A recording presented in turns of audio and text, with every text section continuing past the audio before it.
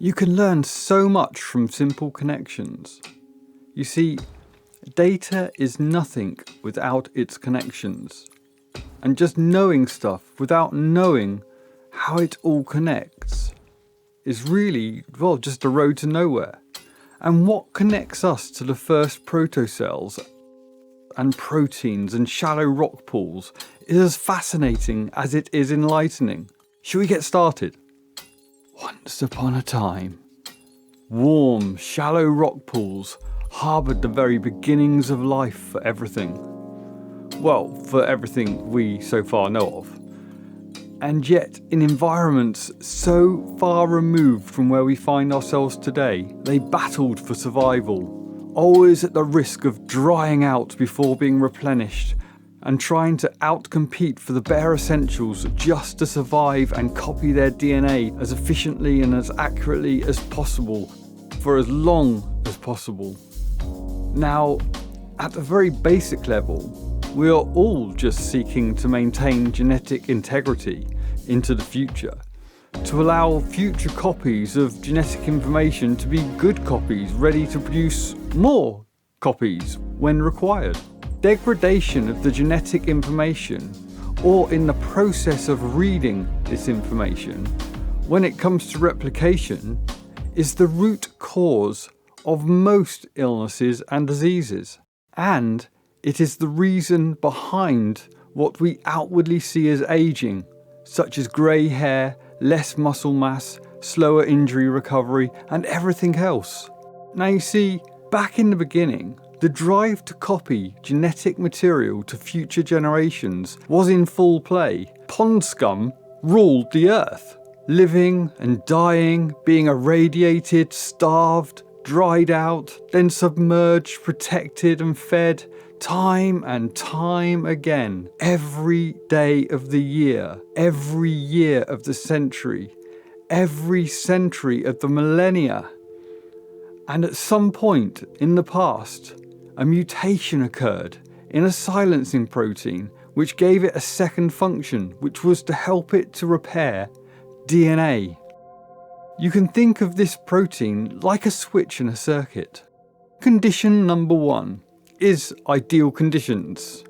The world is fine, food is optimal, irradiation from the sun is minimised by water covering, hydration is optimised, floating removes stresses on the physical mass. Under these circumstances, the genetic material can be copied and transferred just like normal whenever desired. Condition number 2 is suboptimal conditions. Now, one or more of these markers have fallen below what is optimal. This protein now switches just like a logic gate in electronics. Input changes and the output changes from signaling for a switch from reproduction to damage repair. Now the cell is hunkered down, optimizing processes and energy usage and attempting to repair any damage that has been sustained.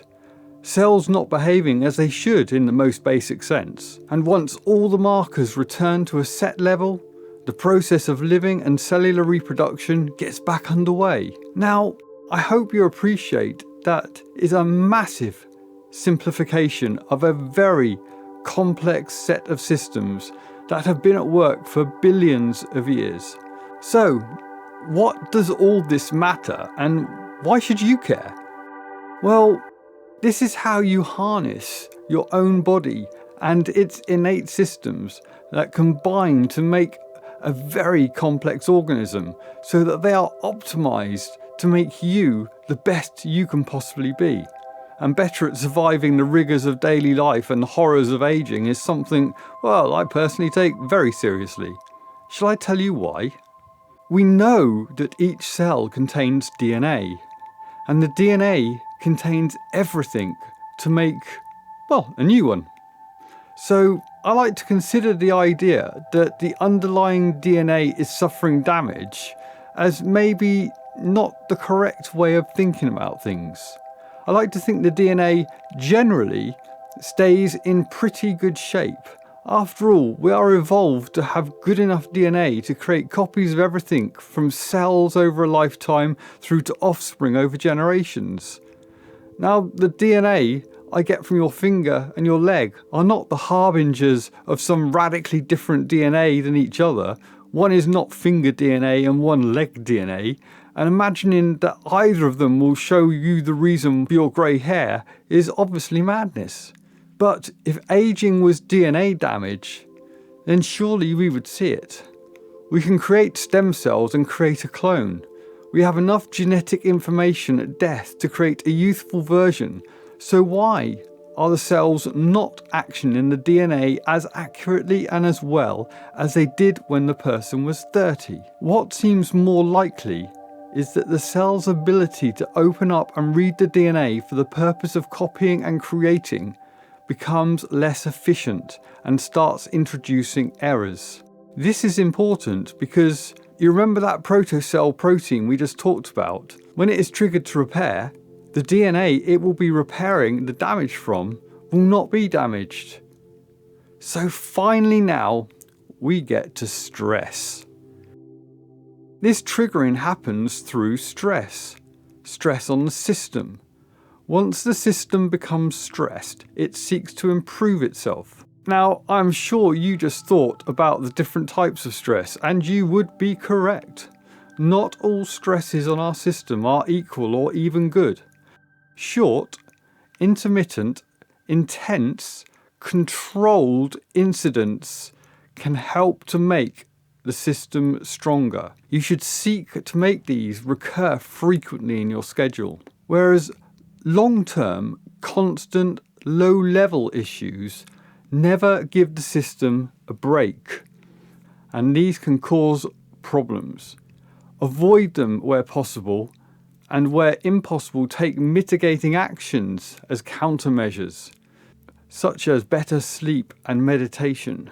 This is a game of survival, the best suited to overcoming the worst to take advantage of the best, and you want it at a cellular level as well as on the real world level. Think about these red zones of your modern life and then start introducing measures to bring balance back to the areas most in need.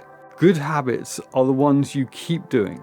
This is not a race, and it is definitely not a sprint. Let's look at some core areas we generally face that you can begin with. Sitting and being inactive. From work to entertainment, we are leading ever more sedentary lives. You can counter this by actively using resistance training to stimulate muscles and body systems. When you use resistance or lift weights, you are causing a temporary stress. The body reacts to this stress incident by making the muscles stronger, so next time it will be able to cope with a similar incident better. Stronger muscles lead to the need for stronger bones, something in decline from the 40s onwards unless you are already acting upon it.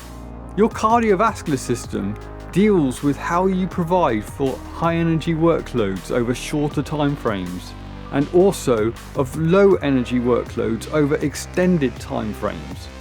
Cardiovascular training is a stress again, with the body seeking to improve its uptake of oxygen, its use of it as a fuel, and the disposal of the cellular waste products that it causes. High intensity interval training will target the high energy short time frame requirements, and steady state cardio will target the alternative energy systems.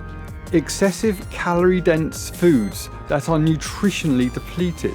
Your body has a certain set of requirements in order to do what it needs to do, and that is a lot of things, like a whole body's worth set of systems.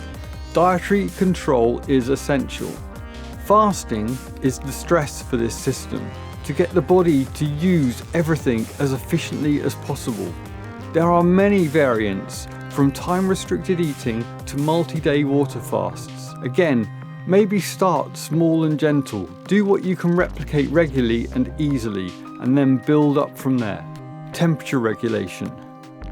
Clothing, central heating and air conditioners these days stop you from having to regulate your own body temperature. The world loves to exist at a comfortable temperature, and this is another way we can introduce great stresses to the system with hot and cold. This is about putting the body outside the thermoneutral zone. Saunas and steam rooms, along with cold showers, ice baths and open water experiences, will remind the body that it can respond to temperature variations still. And the last two can be used for the reduction of the impact of bad stresses. Meditation. With work bleeding outside of work hours to social bleeding over the thresholds of once strictly work environments, our lives and brains are full to bursting point constantly. Meditation is a way to, rather than adding more stress to the system, it seeks to calm and remove the unwanted stresses, to allow the system to rest and reset to optimal performance again. Sleep. Deny someone sleep and they will fall apart more quickly even than with no water.